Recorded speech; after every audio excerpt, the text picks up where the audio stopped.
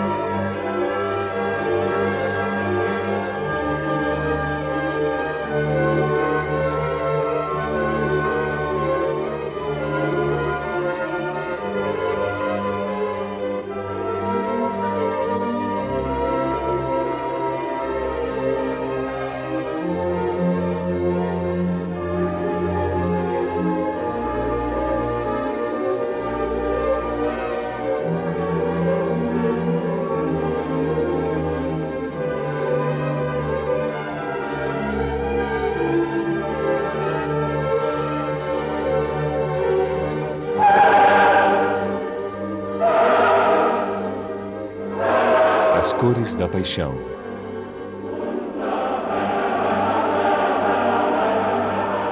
Pablo Picasso. A crucificação. Museu Picasso, Paris.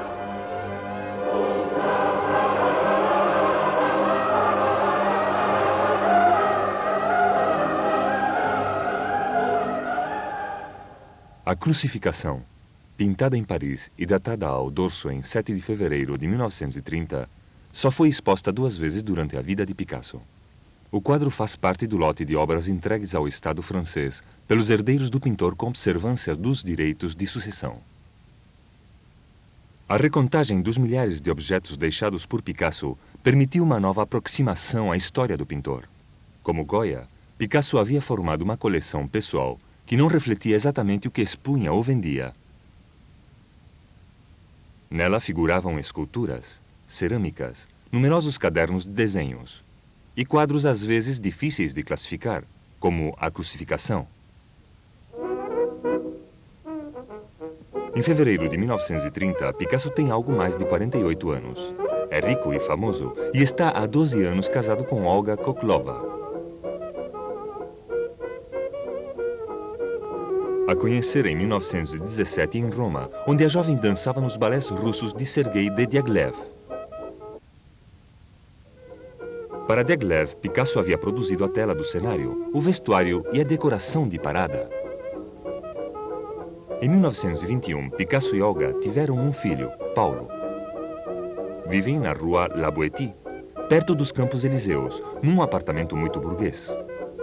No andar de cima, a mesma sequência de peças serve de armazém desordenado e de estúdio para o pintor. Por volta de 1925, as relações do casal se deterioram. Picasso se sente atraído pelos seus amigos artistas e a vida boêmia. Olga, mais mundana, se entedia. Multiplicam-se as cenas de ciúmes, espia o pintor, o acossa. As crises se sucedem, sempre violentas. Este é o contexto no qual Picasso pinta a inícios de 1930 uma crucificação. A decoração do Calvário e vários personagens são reconhecíveis, o Cristo em sua cruz. Os soldados que jogam pela sua túnica nos dados. O centurião que vara o costado do justiçado para assegurar-se de sua morte. Os 2 ladrões baixados de sua cruz e cujos membros foram quebrados pelos soldados. Outros personagens são mais difíceis de identificar. O tema pode surpreender num pintor conhecido por seu ateísmo e sua indiferença pelos temas religiosos. No entanto, a análise dos cadernos de desenhos e de arquivos revelou que Picasso havia tratado em várias ocasiões o tema da paixão de Cristo. E pode ser que a crucificação de 1930 tivesse muitas implicações ocultas. Cabeça de Cachorro e Cristo Crucificado, 1892. Picasso tem 11 anos. Cristo crucificado, 1896. Cristo ante Pilatos, 1896. Mulher rezando à cabeça de um menino, 1899. Rosto de Cristo, 1901. Cristo na cruz, 1902. Crucificação em meio a cenas de abraços, 1903.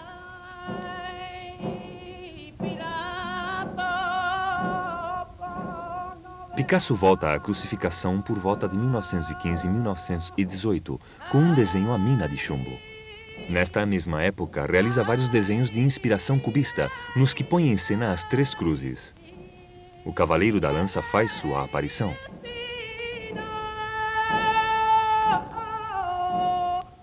Novo retorno à crucificação em 1926, com um desenho à pluma, um Cristo com os braços muito abertos, o centurião com a lança, figuras de carpideiras e um corpo deitado em primeiro plano.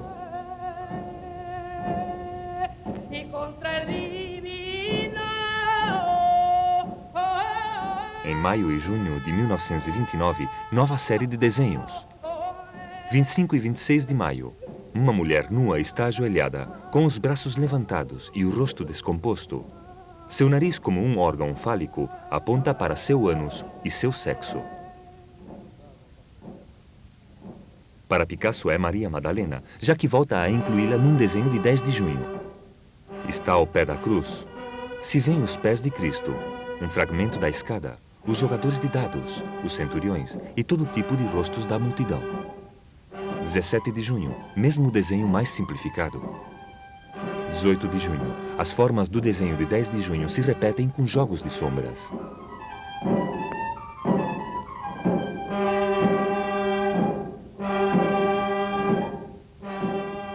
Em 1930, um desenho a lápis põe de novo em cena vários atores do sacrifício. A lua está presente à esquerda, o sol à direita. Ainda em 1930, alguns dias antes de pintar a crucificação, Picasso desenha num de seus cadernos o rosto gesticulante que figurará no lado esquerdo.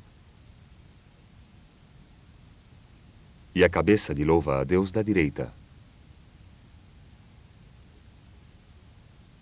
Acrescenta indicações de cores.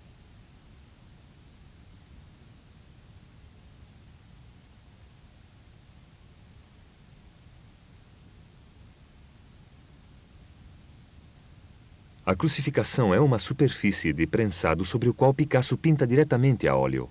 Não há nenhuma camada preliminar aparente.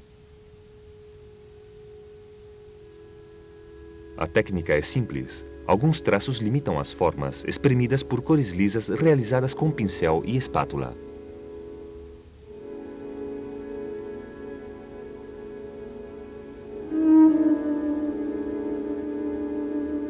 A tonalidade dos traços do desenho varia conforme as zonas de cor.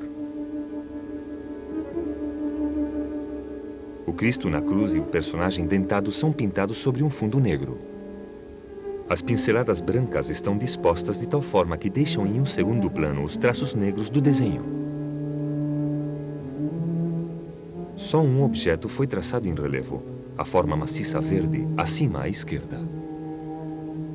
Uma sombra de pinceladas vermelhas e azuis esboça o volume.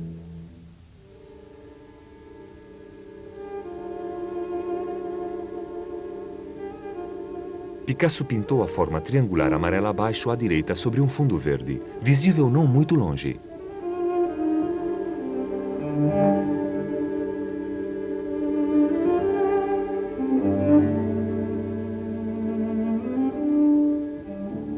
Assim como a superfície azul na extrema esquerda foi pintada sobre um fundo verde esmeralda, do qual resta apenas um elemento à esquerda da figura gesticulante.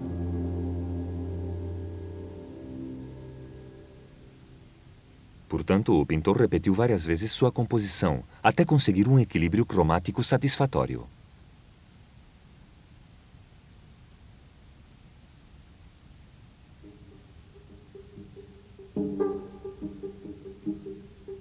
Além do negro e do branco, a paleta mostra umas 10 tonalidades. Amarelo, ocre, verde claro, verde escuro, azul de ultramar mais ou menos claro, ou também puro e, portanto, mais escuro, para certos traços. Púrpura, vermelhão, alaranjado. As formas coloridas estão misturadas, as cores complementárias quase estão dispostas de tal modo que se obtêm os contrastes mais estridentes e, inclusive, efeitos ópticos agressivos. É como se a exuberância e o choque das cores quisesse traduzir a exaltação do sofrimento. A oposição brutal entre as silhuetas brancas do centro e o fundo negro resume todos estes contrastes. A cor também serve para dramatizar alguns fragmentos da cena. Os corpos deslocados dos dois ladrões passam do amarelo ao azul, como se os vencesse pouco a pouco a morte. O braço de Cristo e a parte da cruz sobre a qual o homem lhe está cravando as mãos ainda são amarelos, não foram ainda invadidos pela brancura do grupo central. Brancura esta que evoca o cadáver e o sudário. A lança do centurião, antes vermelha, se torna ocre diante da escada e negra quando chega à zona branca.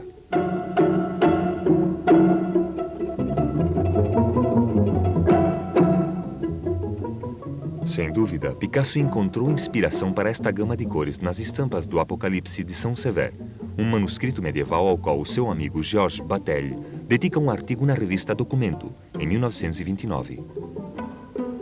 Esta revista, que misturava etnografia e arte num espírito próximo ao dos surrealistas, fez muito frequentemente referência aos trabalhos de Picasso. As estampas do Apocalipse de São Sever são baseadas em oposições de cores. Assim, em Satã e as Lagostas, dois grupos de cores se enfrentam: vermelho alaranjado e verde, pardo violeta e amarelo. Estas cores não são complementares, mas produzem um efeito irritante, reforçado pelo azul escuro dos personagens e das lagostas. No centro, Satã está pintado em branco e negro. Os personagens da crucificação são lisos, sem sombras, como nos quadros naif, no cartaz popular ou na historieta. Estes são vistos de frente ou de perfil, como na pintura egípcia.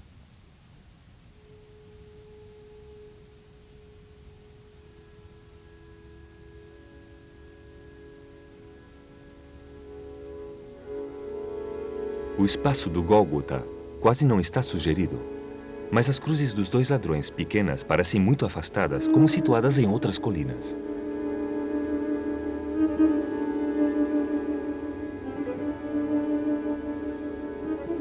Do mesmo modo, o centurião da lança, que deveria encontrar-se perto da cruz e diante da escada, é tão pequeno que parece estar a dezenas de metros mais atrás, sobre outra colina.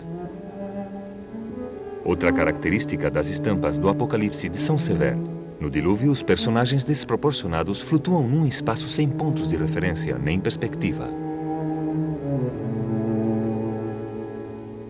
A proliferação de membros confunde o olhar. Primeiro, o espectador não sabe se o grande pé azul da direita pertence ao personagem da máscara amarela e vermelha, ou se ao seu vizinho, ou inclusive ao soldado que joga os dados. Depois se descobre que a máscara amarela e vermelha também está provista de pequenos pés. Apesar desta desordem aparente, o quadro respeita uma simetria clássica. A cruz está situada no centro e os grupos de personagens se equilibram à esquerda e à direita. As traves e os barrotes da escada recortam espaços geométricos e rítmicos. A crucificação, tal e como está reproduzida nos livros ou nos catálogos, desorienta o espectador. Poderia ser ao mesmo tempo um grande afresco ou um quadro de gênero. A surpresa do visitante do Museu Picasso se deve tanto à estridência das cores quanto à descoberta do modesto tamanho do quadro: 51,5 por 66,5 centímetros. Na encenação do Calvário, os pintores clássicos recalcavam às vezes o suplício excepcional de Cristo, atribuindo aos dois ladrões cruzes em T, as quais estavam atados e não cravados. É a fórmula que escolheu Picasso, Os ladrões jazem no solo. Foram baixados de suas cruzes e tiveram seus membros partidos. O pintor repete silhuetas desarticuladas que já havia pintado em anos anteriores. Acrobatas.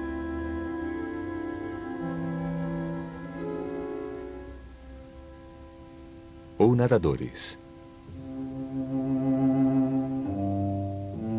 Sem dúvida, também se lembra dos afogados do dilúvio, no Apocalipse de São Severo. O Cristo do desenho de 1927 ainda tinha uma estatura imponente e uma cabeça detalhada. O do quadro de 1930 tem braços muito magros e parece frágil, como um menino. A sua cabeça minúscula e redonda, onde somente 3 pontos representam os olhos e a boca, se inspira nas estátuas das Cícladas que apareciam na revista Cahiers d'Art em 1929, logo depois de um artigo dedicado aos quadros recentes de Picasso.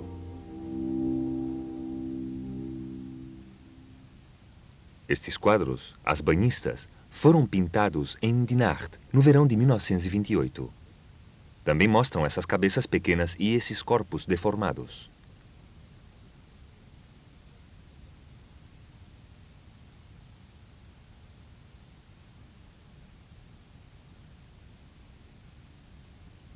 O Cristo, tratado em branco, está situado sobre um fundo negro. Segundo o Evangelho, no momento da agonia surgem as trevas. Não é a primeira vez que Picasso pinta um personagem com os braços em cruz. Assim, em abril de 1925, após uma visita aos balés russos em Monte Carlo, o pintor executa um grande quadro, A Dança, que modifica ao saber da morte de seu amigo de juventude, Ramon Pichot. Picasso, numa de suas declarações, reconheceu que a sombra à direita era a de Pichot. A figura de Ménade, desenfreada da esquerda, poderia ser a mulher de Pichot, Germaine. Em 1901, em Barcelona, um dos amigos de Picasso, Carlos Casagemas, se suicidara por amor a ela. Seria o personagem central do A Dança, meio homem, meio mulher, com os braços em cruz. Quando pintou Casagemas em seu leito de morte, Picasso já havia utilizado contrastes violentos. Esta paleta corresponde sem dúvida para ele à emoção maior. Volta a encontrá-la 30 anos depois na crucificação. O A Dança, que parece opor os 2 homens à mulher desenfreada, também pode ser lido como uma crucificação e como uma alusão à vida pessoal de Picasso. Germaine, responsável pela morte de Casagemas e muito mais tarde da desgraça de Pichot, é outra representação de Olga, responsável ela pela asfixia progressiva do pintor. A figura branca e bestial junto a Cristo é provavelmente a sua mãe, a Virgem Maria. Tem olhos pequenos e muito unidos, e a boca mostra alguns dos seus dentes. Tem o rosto das mulheres pintadas o ano anterior em O Beijo, ou no Grande Nu em Cadeira Vermelha.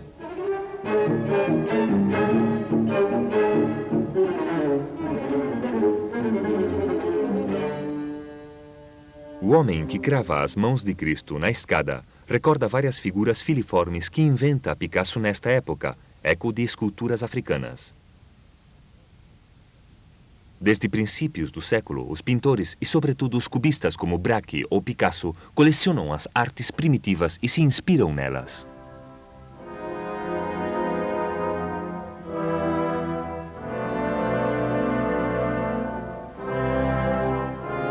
A escada oblíqua já estava presente no projeto e depois da versão definitiva da tela de cenário para o Balé Parada em 1917. Outra reminiscência, um gravado de Jacques Callot da série As Desgraças da Guerra. A árvore dos enforcados, com seus 2 ramos principais, se parece a uma cruz. Encostada no tronco oblíqua, uma escada. Ao pé da árvore, 2 soldados jogam dados. Picasso se apropriou indubitavelmente da ideia de Callot. Os 2 soldados são deformes, monstruosos e têm perfis de pássaros que espreitam. O centurião a cavalo com sua lança já não desempenha o papel que tinha em alguns quadros do Quattrocento, ou inclusive nos de Rubens.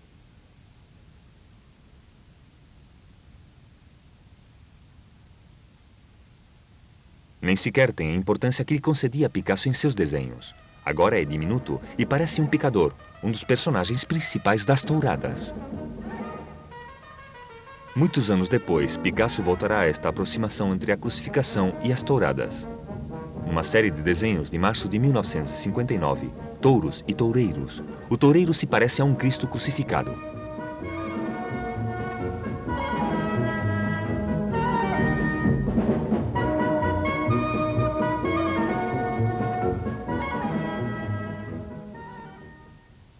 Junto à cruz, a cavalo entre a fronteira da zona de trevas e a zona de claridade, há uma pequena figura enigmática. Picasso deu uma primeira versão isolada dela em 1929. É uma imagem que reúne o Sol e a Lua, portanto o dia e a noite, que se sucedem no momento da morte de Cristo. O chapéu triangular poderia simbolizar o gorro frígio que usava o deus persa Mitra. Deus solar julgava as almas no além. Era costume sacrificar um touro em sua homenagem. Picasso pode ter sido seduzido pela aproximação entre o cristianismo e esta religião de sacrifícios primitiva, da qual as touradas seriam um vestígio remoto. Georges Bataille aborda o tema num número de Documents, em homenagem a Picasso. No seu texto Sol Podre, Bataille opõe duas imagens do Sol. O Sol do meio-dia, a concepção mais elevada e abstrata, e a imagem do Sol olhado fixamente, que se torna terrivelmente feio, deixa cego ou louco. Identifica o Sol fitado com um homem que degola o touro no culto de Mitra. Assim, a figura situada à direita ocupa o lugar que tinha o Sol no desenho preparatório de 1930. Rosto solar de olhos vermelhos, coroado com penas ou raios. Também ele recorda certas esculturas africanas, ou certas máscaras, ou elmos da Oceania. É a figura de um deus ou de um bruxo participando numa cerimônia cujos atores principais seriam Cristo e o personagem que evoca a Mitra. Ou também uma espécie de arcanjo flamejante, como os que aparecem em Juízos Finais, da pintura clássica. O objeto verde situado à esquerda seria a esponja que um homem encharca com uma mistura de vinagre e água, a bebida dos soldados romanos, e o aproxima a Cristo que, em sua agonia, pede para beber. Picasso faz dela uma massa enorme em relevo, ameaçante como uma rocha a ponto de esmagar o personagem, que se encontra debaixo. Este ambíguo personagem ocupa o lugar que tinha a lua no desenho preparatório de 1930. A sua boca aberta tem efetivamente forma de lua crescente. Seu perfil evoca o de algumas esculturas da Oceania. É um pássaro estilizado, uma espécie de louro com um pico aberto, montado sobre um corpo de forma humana.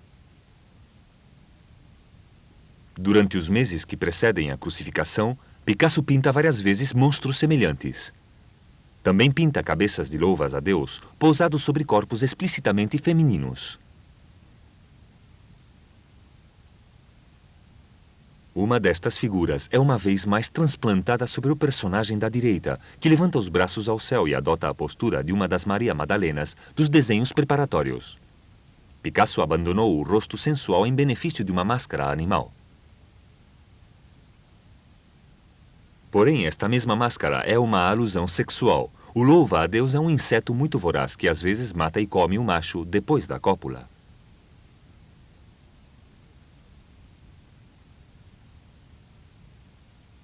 Os braços em alto e as mãos com os dedos cruzados estão inspirados nos da Maria Madalena, de Matthias Grunewald. É efetivamente a partir do retábulo de Isenheim que, no ano seguinte, Picasso, em sua nova casa de Bois-Guillaume, empreende toda uma série de desenhos à base de tinta chinesa.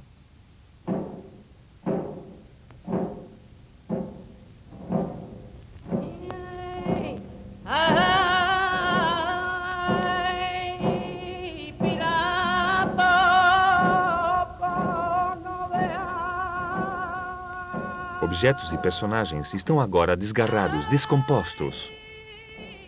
As formas se encompridam, encaixam, se articulam, e todo o calvário converte-se numa arquitetura de ossamenta. Às vezes, uma pincelada de humor vem atenuar estas visões de pesadelo. O perisonium de Cristo, esse velo de pudor que tradicionalmente lhe oprime os rins, é tratado por Picasso como uma fralda de bebê, e o pintor desenha inclusive o alfinete. Outro escárnio, substitui o cravo por um prego.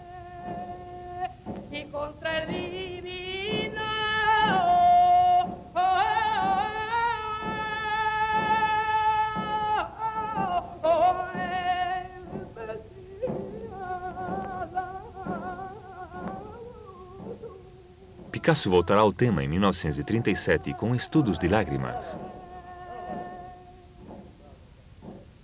e de Carpideiras.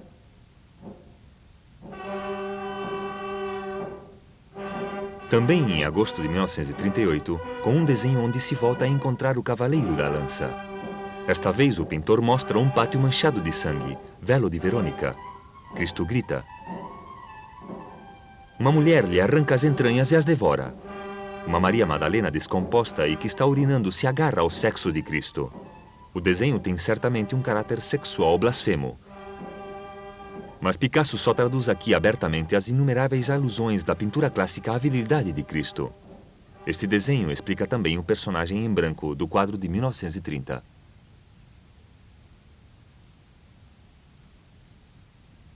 Essa silhueta com a boca aberta, que poderia ser a Virgem Maria lamentando-se, parece dispor-se a devorar Cristo. A crucificação pertence, portanto, a uma série de obras secretas onde Picasso expõe suas relações confusas com as mulheres. Composto no mesmo ano que a dança, o beijo, já mostrava um abraço amoroso onde o choque das formas e das cores lançava o casal numa espécie de sinistra guerra sexual. O encontro em 1927 com Marie-Thérèse Walter, que tinha então 17 anos, não transformará imediatamente o universo de Picasso. Embora ao longo dos anos seguintes pinte frequentemente a sua jovem amante, continua atormentado por uma fantasia brutal. A banhista na beira do mar mostrava uma mulher nua com cabeça de louva a Deus. A mulher na cadeira vermelha ou o grande nu em cadeira vermelha expressavam a mesma violência que prosseguirá ainda depois da crucificação, com mulher do estilete.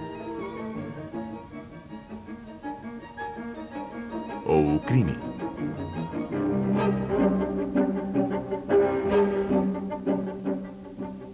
E até com Guernica, onde Picasso volta a pôr em cena, numa imensa gama de tons cinzentos, personagens fabulosos e gestos trágicos de seus quadros precedentes.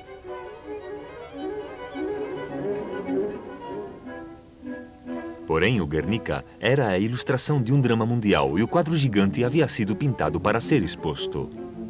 A crucificação, apesar da universalidade do tema, não estava destinado a ser exposto. Ninguém pode dizer com certeza por que o pintor quis conservar precisamente esses quadros. Mas esta abundante série dos anos 20 e 30 é como o diário íntimo de uma larga crise que se condensou neste pequeno quadro da crucificação, do qual não se separará o pintor.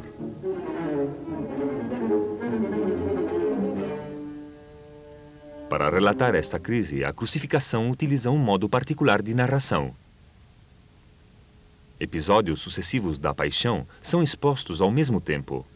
Cristo é elevado na cruz e recebe o golpe de lança. Os soldados se repartem suas roupas e os ladrões já foram baixados ao solo. A luz está próxima às trevas, as imprecações junto aos lamentos. Esta forma de exposição simultânea que recorda a da pintura religiosa da Idade Média é também a dos relatos míticos ou dos sonhos. A crucificação possui a dimensão metafórica do mito ou do sonho. A escada está aí para recordar primeiro que há um problema de escala e depois que é com essa escada do Parada que começou a aventura com Olga. A abundância e o tamanho dos pés serve para ilustrar que nos encontramos realmente ao pé da cruz. Os soldados com cabeça de pássaro, a Maria Madalena com cabeça de louva a Deus ou a Virgem Caníbal sugerem um mundo de animais humanos de pesadelo. Como um mito ou sonho, o quadro concentra, pois, todo tipo de imagens da história religiosa. Imagens da história da pintura. Imagens das artes primitivas. Imagens das sucessivas procuras do pintor. Imagens da sua vida pessoal. É como se Picasso se colocasse em cena como crucificado, cercado pela multidão de figuras do mal, num ritual de sacrifícios que se vale de outras práticas primitivas ou esotéricas. Por sua composição, o ritual pintado se converte numa espécie de conjuro da dor ou do espanto. A estridência das cores também é uma forma de resistência à morte branca e negra. Esta imagem do pintor mutilado e devorado pelas mulheres pertence à história secreta de Picasso. Não deixará de obsessioná-lo através das figuras do Cristo toureiro ou do Minotauro. E até este último autorretrato, onde o pintor finalmente se olha no espelho, como se fosse o fim de sua via crucis.